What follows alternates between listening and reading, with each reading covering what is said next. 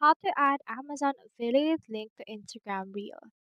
So in order to add an affiliate link to your Instagram Reel, you first need to head over and open in here your Instagram.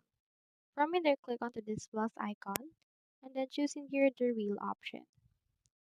And now you can add in here the reel that you want. I'll head over and choose in here this. Now click on next once you're done editing the video. From in there, you can see in here some more options. You can add in here this more options option and you can add the product details. So since this is actually a t-shirt from Amazon, I'll head over and choose in here or put in here title, which is t-shirt, and I'll input right here the price. Click on done once you're done with this. Now from in there, you can just input in here the actual link into the caption. Paste that from there, then click on OK or click on the share right here in order to post it.